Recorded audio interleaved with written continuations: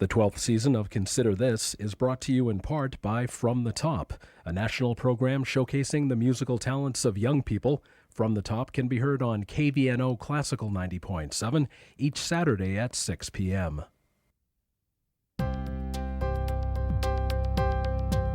Consider This, a program of issues and information behind today's news. Once again, from the campus of the University of Nebraska at Omaha, here is your host, Kathy Wyatt.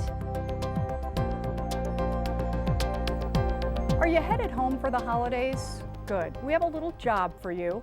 Hi everyone, I'm Kathy Wyatt. Welcome to this week's edition of Consider This. Our topic, the aging process, specifically as it pertains to your parents. We're talking about health and safety. Most importantly, how do you even begin to talk about these things? Joining us today to help us out are Lois Sietsema. Lois is a registered nurse certified in geriatrics. She is also the president and CEO of an Omaha-based nonprofit organization called Midwest Geriatrics. Next to her, Chris Stewart. Chris is the coordinator of the Respite Network, a division of the Eastern Nebraska Office on Aging. And finally, Chris Cady, program manager for Fall Intervention, Reaching Seniors Together. Thank you all so much for joining us. Welcome to the show. Lois, let's go ahead and start with you. Why is it so hard for us to admit that our parents are getting older? You know, I think it's different for everyone, but it's really a tough time to realize that our parents are aging. You know, our roles may soon be reversed. Where our parents were taking care of us, now we're starting to sense that maybe we need to start taking care of them and talking about some really tough issues. Okay, and Chris, acceptance is certainly key in all of this. And you know, we really do need to take a look at the reality of the situation. And today we really wanted to focus on two areas, health and safety. There are 5 warning signs when it comes to the health aspect, and we have those on a graphic for people to see. And we want to kind of talk folks through those because it's important for people to realize kind of what they're going into when they head to their folks' home, especially at a time like this where the holidays are just around the corner. So you see on your screen some of the warning signs you might have in mind when you go to visit your parent. The first one, have your aging parents lost weight, an unexpected weight loss or unplanned. The second one, are they safe in their home? There again, how comfortable do they feel in their own home? Are you seeing hazards around the home that could potentially cause them some trouble? 3, are they taking care of themselves? Are they eating well? Are they being able to take care of their hygiene needs? 4, how are their spirits? And the last one, are they having difficulty getting around? So these are all sorts of things that you should have in mind when you are visiting with your aging parent. Okay, and one of the things that people are probably most concerned about is Alzheimer's or a related dementia. And you know, Lois, before we get into talking about the warning signs for that, if you could tell us just what is Alzheimer's disease? Alzheimer's disease is a form of dementia, most commonly heard form of dementia, and it's a deterioration of the brain cells. It affects your thinking, your personality, your behavior, and it's ongoing. So it's a chronic illness, and it's not treatable right now. There isn't a cure for it. Okay, and we do want to let folks know what the 10 warning signs are. We don't want to unnecessarily alarm anyone, but to just piggyback what Chris talked to us about with health issues. You know, when we go into our folks' home, we really want to know kind of what we're up against, and these are just some of the basics that we're giving to people today, things to look for. So if you could walk through those 10 warning signs for us. Sure. The first sign that people generally see is a loss of memory, and usually that is the short-term memory, something that's happened recently. There's difficulty performing familiar tasks, and anything that involves more than 1 or 2 steps in a process becomes difficult. Problems with language, possibly not choosing the correct word for something or identifying it using the right word. Disorientation of time and place. They can be having difficulty with figuring out whether it's day or night or evening.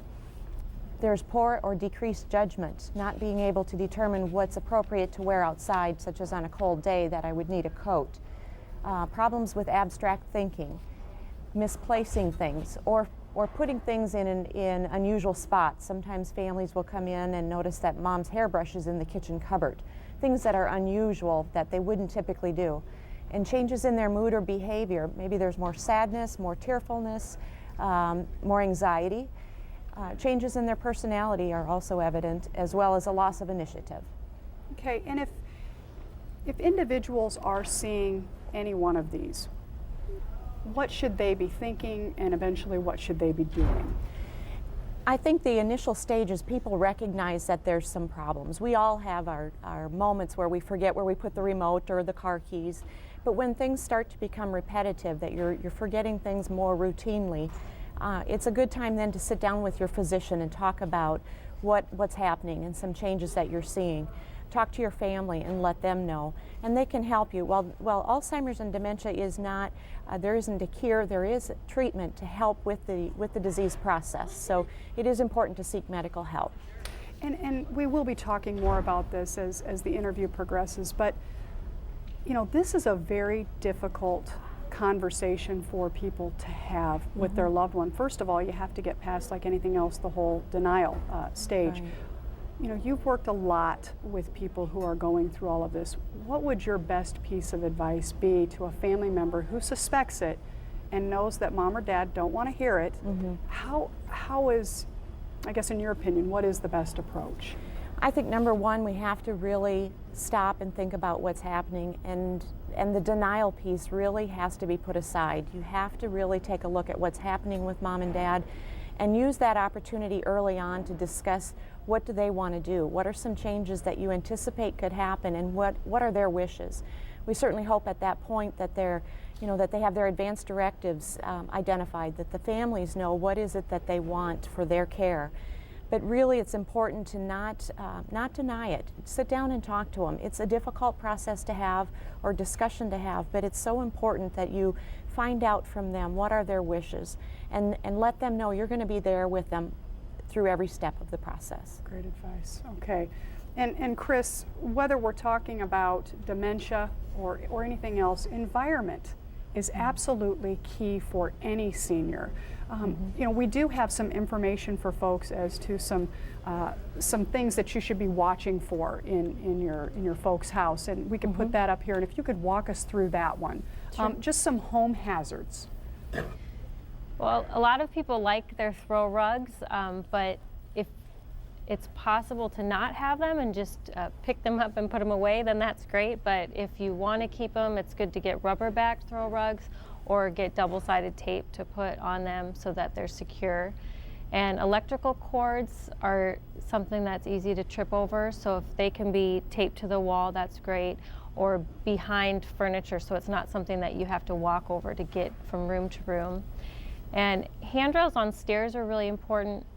You might want to make sure that they're secure and to have them on both sides, because the way you go up the stairs is different than the way you go down. So if you can have them on both sides, that's best. Inadequate lighting can lead to falling, because if you don't see something, you could easily trip over it. And dead batteries and smoke detectors or carbon monoxide detectors. A good thing to do with that is to always change the batteries at the daylight savings changes, so twice a year. And burned out light bulbs. They have new light bulbs now that last a lot longer, so those are good to put in, and to make sure that you ask somebody to do it if you have difficulty doing that. Furniture that's out of place can also be easy to trip over, and just clutter in general, clutter on the stairs. You want to try to alleviate that so that you're not tripping as you're coming down the stairs or even going up. And just in the home in general, if there's clutter, that can be a problem. And you just hit on a very major issue, and you said the word trip or fall. Oftentimes we don't think of the impact that something like having clutter in your home or a piece of furniture out of place can really have on a senior. Falls, obviously, one of the greatest problems that we are seeing our aging population try to deal with. Not only them, but the families trying to work with them through all of that too. We do have some facts on falls in general, and so kind of to bring us into this part of the discussion, if we could walk through the 3 facts on falling. Sure. As you can see, each week more than 30,000 people over 65 are seriously injured in a fall, and nearly 25% die from their injuries. And 1 out of every 3 seniors will fall in the next year, and half of those falls will be serious. So in Nebraska alone in 2001, over 13,000 falls required ER treatment for seniors. And Lois, I think one of the things that people really don't understand here, we always hear about, I'm not going into the nursing home. You know, I'm never going to be a part of that, and I don't want anything to do with it. What folks need to understand is that once you take a fall, you know, talk to us about the process that an individual can go through after that. I think a fall certainly is very devastating. We know that as individuals age, their bones become more brittle and they're likely to break a bone rather than bounce back from a fall. And if that should happen, what you're seeing commonly is a hip fracture, possibly a knee or a leg. And when that happens, you know, obviously there's surgery and the recovery process from that surgery. And it's at that time that you're going to need some help. You'll need some therapy to help guide you through those exercises. And so while someone doesn't necessarily want to be in a nursing home, there are rehabilitation nursing homes that can help get your strength back, get your motion back, so that you can go back to your environment that you came from and be comfortable again and safe. Absolutely, thank you. And Chris, I know that you work a lot. Obviously, this is your job in working with fall prevention. So we walked through the home hazards, so that's one great idea for people to take that in stride and look around the house a little more closely. But what are you doing with your organization to help prevent this from happening? Well, the National Safety Council, Greater Omaha chapter, is working with, it's a community-wide collaboration with people that work with older adults to try to lessen the falls that are happening every year. And a big thing is physical activity, staying active, walking every day. Anything to have strength in your lower extremities is really important. And another thing that we're doing and sponsoring is Movement Improvement Tai Chi, which is Tai Chi that's specifically designed for older adults, and it can be done at any level that you're at. Every movement can be done in a chair, or it can work with people that are fully capable of walking around easily. And so it is a great exercise to do. Another thing is medication management.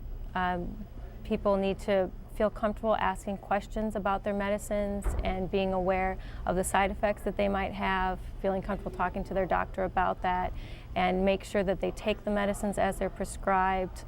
Taking half is not good. Taking less is not, you know, if you're feeling all right and you think I can take less, that the medicine that you're taking was prescribed to you at the amount that the doctor and research has told to take. So it's important to take what is prescribed.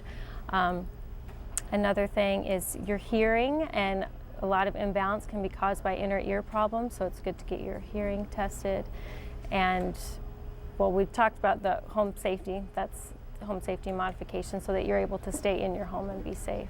Okay, if I'm a senior at home and I'm watching this program and I suspect that I'm changing a little bit, and that's scary enough in and of itself, what does our body tell us in order for us to realize that, yeah, I'm becoming a greater fall risk? Can you talk a little bit about that?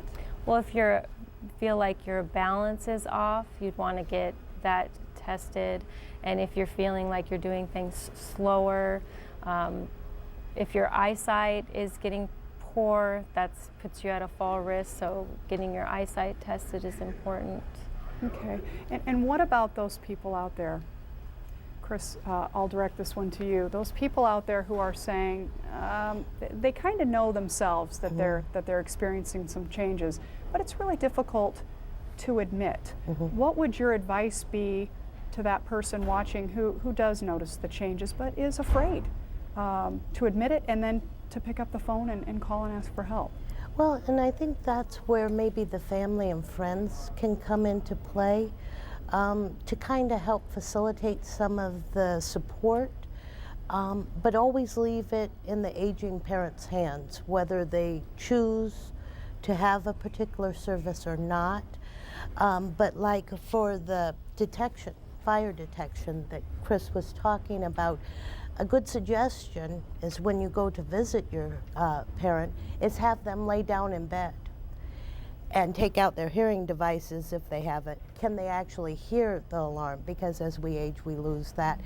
If they are unable to move around very easily, as a caring family member or friend, you might want to call the fire department and say, okay, my aging parent will be standing at this window if there's a fire, because they wouldn't be able to get out.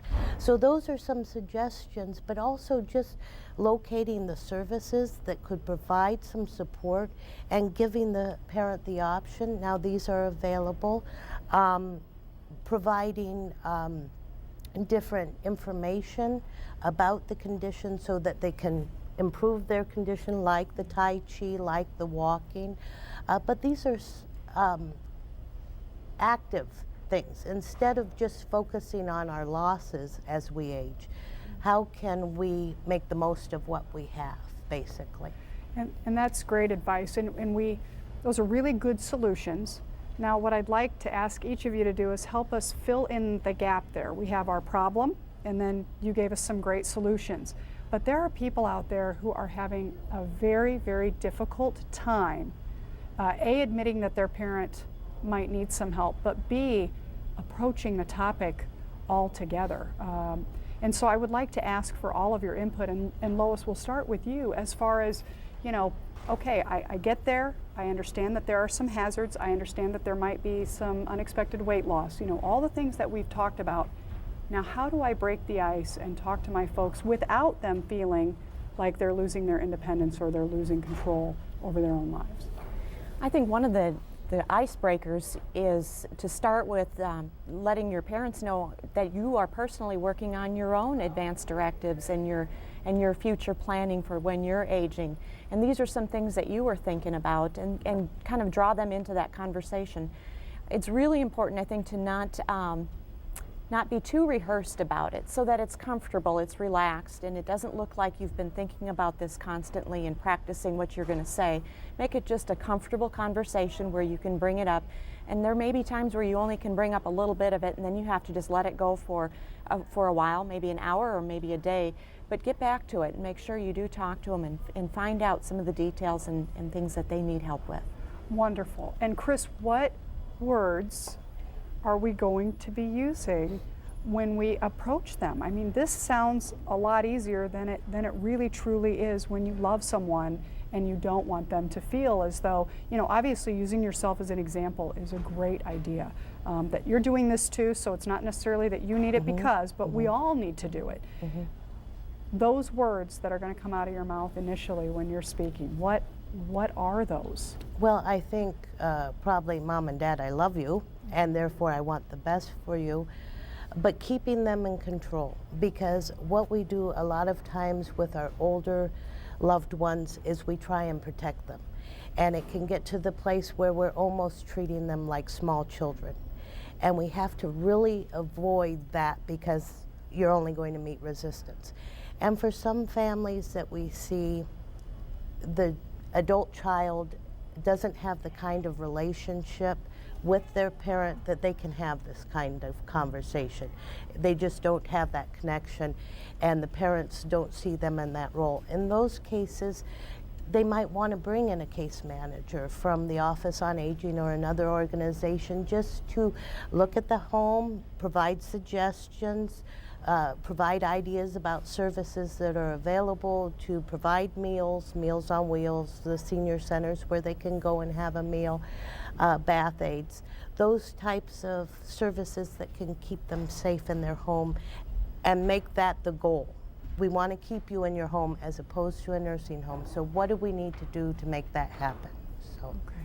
And Chris, talk a little bit, because no matter what the circumstance, there's always going to be family dynamic involved.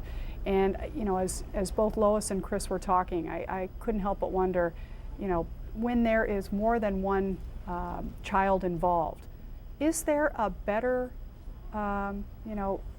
child than another to approach the parent or parents? And, once that happens, we need to sort through the whole family dynamic. Talk to us a little bit about that. Well, I guess the the child that is most comfortable talking to their parents, because there will be some children that don't have that ease with their parents. And if the other siblings can support that sibling in it, that would help a lot. And having them be able to keep it casual, and just like Chris and Lois said, that we're talking about this because we love you and we don't want you to fall. And a lot of times, just like with aging, you don't want to think about falling. But if you don't think about it, then your chances of falling are a lot higher. And so if you can come at it like that, but also keeping it casual, and just, there are simple things that you can do, and it's not anything that you need to get. It is a very serious topic, but you don't have to get too serious about it where people would just get scared and then they don't want to think about it at all, and they put it away, and then that doesn't help their risk at all in falling. All right, so we have now successfully and effectively engaged in a conversation with our parent or our parents about their circumstance. Lois, if you could take us to the next step. Oftentimes when we see some of these red flags, if the individual is no longer able to stay at home, which is very frightening for many, sometimes they are able to because of services that are provided. What I would like you to speak to specifically would be something called assessments. So we've identified some issues, but now it's time for the experts to come in. And what is an assessment, and what is it that they're really doing with that individual? There are a variety of different assessments that can be done. You can have a geriatric assessment done by a physician that can go over your medication, your history, and review labs and do a variety of medical backgrounds. The Office on Aging certainly has a program that social workers can help them with an assessment too, to see, are they safe in their home? What services are they needing? You can take a look even at the assisted livings and nursing homes, and they will have social workers and nurses that can do the same assessments and talk to them about what is it that they are needing, and how can we work together to help make them comfortable. Okay, excellent. And Chris, Eastern Nebraska Office on Aging, obviously very critical to the folks who are utilizing that service. Tell us a little bit about NOA. Well, every area of the United States has its own area agency on aging, and it's funded both by federal and state dollars. And really, I suggest to people to make it the first call when they start seeing a problem, because we find that a lot of family members or elderly people get very frustrated because they're making a lot of phone calls trying to figure out where the service is that will best meet their needs. So I suggest that they call the Office on Aging first, because not only do we have some services like the Meals on Wheels to help with the nutritional needs. Also, I love it because somebody shows up at their door Monday through Friday once a day, but they can also go out to the senior centers to have a noon meal. Both are very reasonably cost, so it's affordable, and no one's denied due to an inability to pay.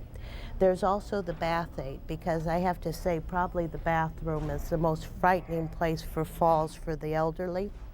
So a bath aid, equipment like grab bars and toilet razors to make it a bit safer in the bathroom. They also have senior companions volunteer to go in and visit with the person in case they're getting a little lonely. But the case managers will go out and they'll set up a plan. And I think that's also very helpful for a family to figure out, okay, this is where we are now, and if these things happen, then we can look at these other services so they know what's going to happen. But the Office on Aging also provides community organizations that provide other services even if we don't have what they're looking for.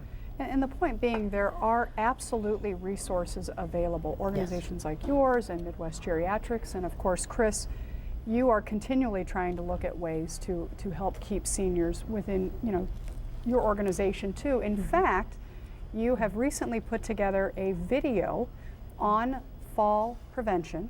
It's what's the length of that video? It's 9 minutes. It's a 9-minute video, and it is. We have a graphic for that. We want to show folks how they can obtain a copy. It is free of charge. Yes, we did say it is free of charge. A 9-minute video through the National Safety Council. It is simple changes that can keep you safe where you live, That's the name of the video. The phone number to call is 402-896-0454. And you can log on to www.f1rst.org. And that video will be available January 1st, but if you want to call and reserve a copy, they will not only not charge you for that, but the postage, I guess, is free as well. So can you just, in a very short time frame, tell us what we can expect from this piece? Well, it gives, just like the title says, simple modifications that can keep you safe. So it's going through the different hazards that are in the home like we talked about today, but going through a home, seeing the different things that you can do, and then some of the bigger jobs that you can do for modification that may cost a little bit, but if it can keep you in your home for a longer period of time, then that. Excellent. And as long as we're on this whole concept of the help that's available, Lois, tell us a little bit about what your organization does and how that might help people. Midwest Geriatrics is a nonprofit organization, and it's a management company for the Florence Home Health Care Center, the Florence Home Assisted Living, Royal Oaks Assisted Living, House of Hope Alzheimer's Care, Transitions Day Program, the Senior Health Foundation, and GeriMed and Unimed Pharmacies. And we want to look at and completely provide every service possible for our seniors to give them the quality care that they deserve. Excellent. And while you all represent your own organization, what we really need for folks to understand, and it's not just in this area, we hope that it's the case across the state, we're all here doing the work together. We all network with one another. We know who to pick up the phone and call. So if somebody can't get through in one place, they know they can get it at another. And we do have a graphic with all three of your organizations that we want to put up for folks so that they know where to go for help. Midwest Geriatrics, which is what Lois just referenced. It's www.mgi-seniors.org, and the phone number is there. Then Chris, of course, with the Eastern Nebraska Office on Aging, the phone number there, 444-6444. And finally, Chris with the National Safety Council Fall Intervention. And again, that website, www.f1rst.org. So again, our point to folks is pick up the phone and call any one of you, and you will get them where they need to be, whether they're in the area or not. So in closing, we realize we just scratched the surface today, giving you enough information to go beyond that typical, how are you, I'm just fine. Hopefully it helped. We'll see you next week. Consider This is an issues and information program produced by UNO Television. More information and program archives can be found at untv.unomaha.edu. If you'd like to share your comments about this show, call UNO TV at 402-554-2516 during regular business hours. The 12th season of Consider This is brought to you in part by From the Top, a national program showcasing the musical talents of young people. From the Top can be heard on KVNO Classical 90.7 each Saturday at 6 p.m.